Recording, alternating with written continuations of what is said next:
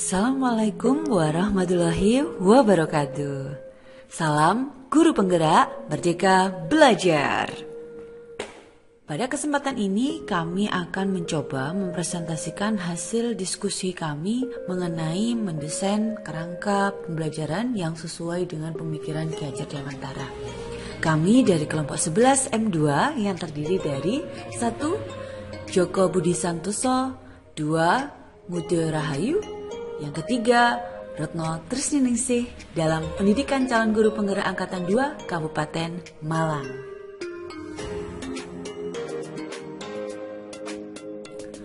Menurut Ki Hajar Dewantara, terdapat koneksi dua hal yang tidak terpisahkan antara pendidikan dan kebudayaan. Untuk mencapai kebudayaan yang kita mimpikan dan peradaban bangsa yang kita cita-citakan, fondasi utama adalah pendidikan. Pendidikan adalah tempat bersemayam benih-benih kebudayaan.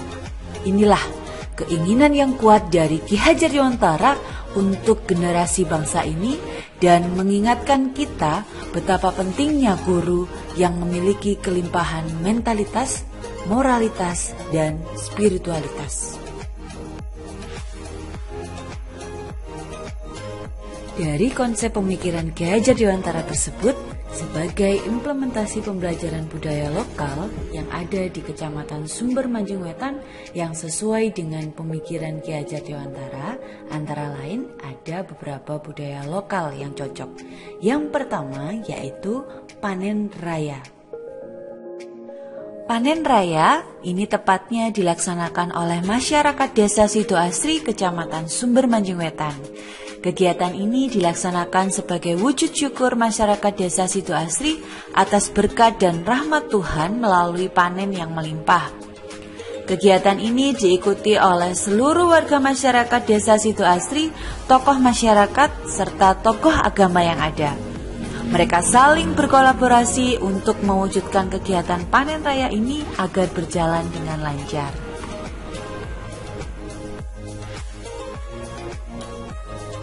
Yang kedua adalah petik laut. Petik laut ini dilaksanakan oleh masyarakat Pantai Sendang Biru. Sama seperti panen raya, kegiatan ini juga dilaksanakan sebagai wujud simbolis rasa syukur atas hasil bumi yang berkecukupan. Hasil bumi di Dusun Sendang Biru dapat mencukupi hajat hidup masyarakat Sendang Biru dan bahkan dapat didistribusikan hingga menuju daerah yang sangat jauh.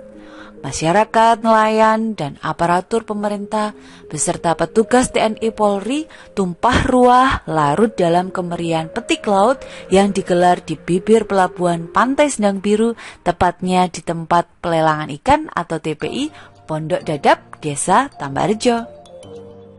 Yang ketiga adalah sayan. Kegiatan ini adalah budaya lokal masyarakat Sumber Manjing Wetan yang di dalamnya terdapat gotong royong dan saling membantu tetangga atau saudara dalam membangun sebuah rumah. Dan yang terakhir adalah Bioto Sinoman. Kegiatan ini dilakukan untuk membantu saudara atau tetangga sekitar dalam mengadakan acara syukuran atau hajatan. Kegiatan ini dilakukan sesuai dengan kemampuan masing-masing, saling bekerja sama, berkolaborasi, dan melengkapi antara satu dengan yang lainnya sehingga acara hajatan ini dapat terwujud dengan lancar. Petik laut merupakan kearifan budaya lokal masyarakat Sumber Manjing Wetan, khususnya Desa Tambakrejo yang terfokus di wilayah Sendang Biru, yang di dalamnya melibatkan masyarakat, tokoh agama, perangkat desa, petugas kepolisian.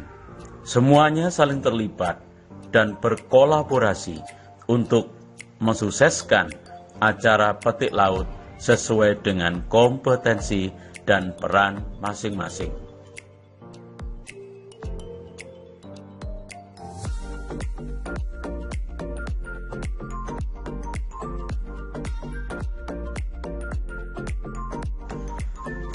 Gotong royong, sebuah budaya bangsa Indonesia yang merupakan ciri khas bangsa Indonesia. Di dalam gotong royong ada kerjasama, Tidak ada yang merasa lebih penting atau dipentingkan dalam gotong royong, sebab semua sama pentingnya, sama dipentingkan, bukan karena jabatannya, tetapi karena kemampuan yang dimilikinya, dan kemampuan itu bukan untuk menonjolkan diri, tetapi untuk saling mengisi. Dan perlu juga diketahui bahwa gotong royong sangat besar manfaatnya. Manfaat gotong royong dapat menyelesaikan masalah yang berat menjadi ringan. Dengan kata lain, suatu pekerjaan akan menjadi cepat selesai akibat dari kegiatan gotong royong.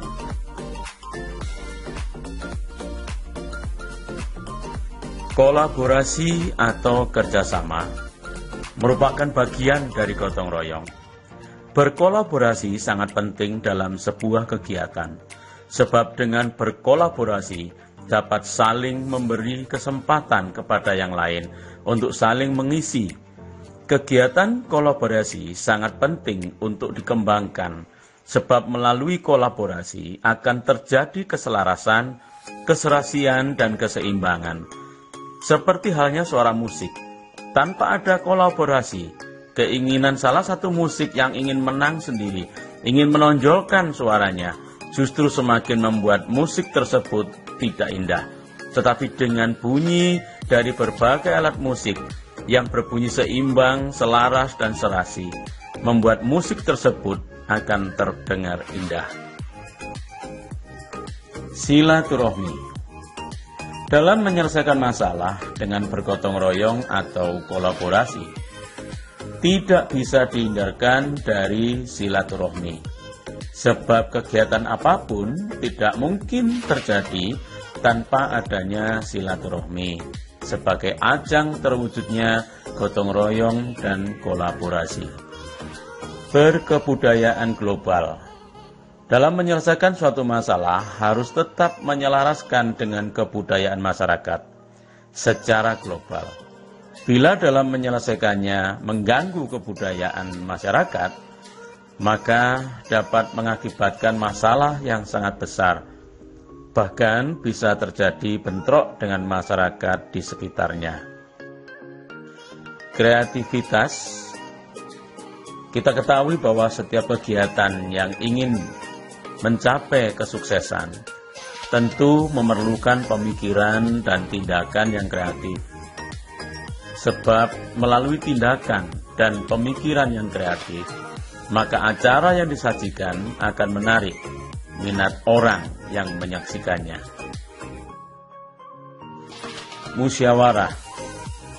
Setiap kelompok orang yang akan menggelar suatu untuk dipertontonkan kepada khalayak umum, tentunya akan berusaha menampilkan hal-hal yang menarik minat masyarakat umum.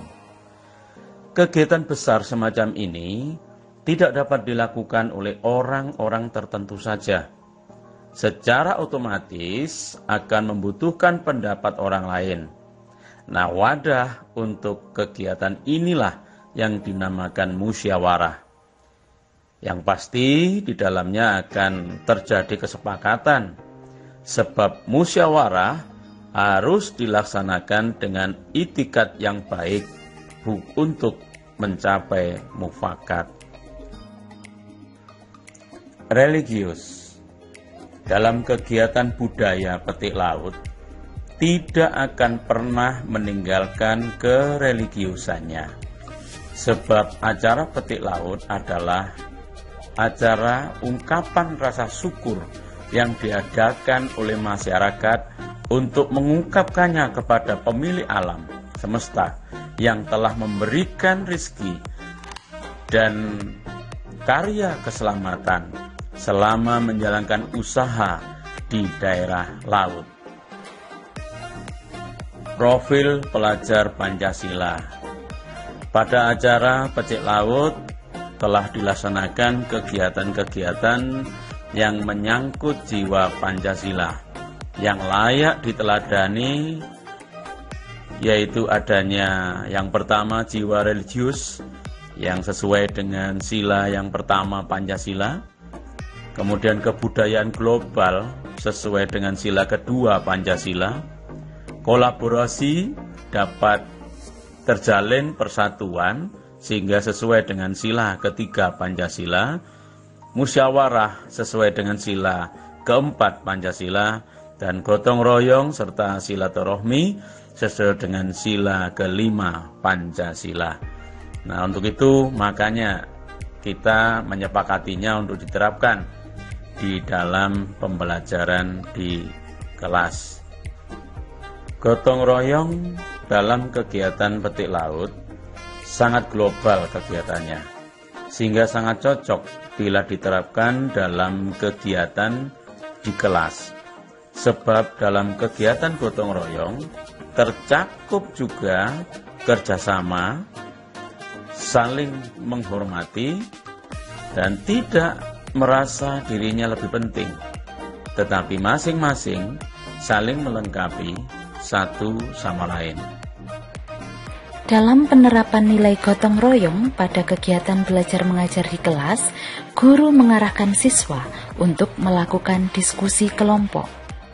Dalam pelaksanaan diskusi kelompok tersebut, biasanya terdapat berbagai kendala. Di antaranya adalah mengenai karakter siswa yang berbeda yang tergolong dalam 4 jenis. Yang pertama, anak yang sulit bekerja sama. Anak ini biasanya suka menolak untuk dimintai pendapat, membuat kekacauan, dan mengganggu anggota kelompok yang lain. Yang kedua, anak yang kurang percaya diri. Anak seperti ini biasanya menunjukkan sikap yang terlalu khawatir pendapatnya salah atau tidak diterima oleh anggota kelompok lainnya. Yang ketiga, anak yang masuk kategori lambat belajar. Biasanya susah diterima oleh anggota kelompok yang lain karena dianggap kurang memberi kontribusi. Dan yang keempat, anak yang terlalu dominan. Anak seperti ini seringkali tampil sebagai penguasa di dalam kelompoknya. Ia kurang bisa menerima pendapat anggota kelompok yang lain dan cenderung kurang menghargai pendapat anggota kelompok yang lain. Kendala yang kedua adalah perkembangan teknologi. Perkembangan teknologi bagaikan pedang bermata dua bagi pendidikan anak. Penggunaan teknologi seperti ponsel pintar akan memberikan banyak manfaat apabila dalam penggunaannya didampingi oleh orang tua atau orang dewasa lain terdekatnya. Namun apabila tanpa pendampingan, maka teknologi yang seharusnya bermanfaat ini justru akan memberikan efek yang sebaliknya.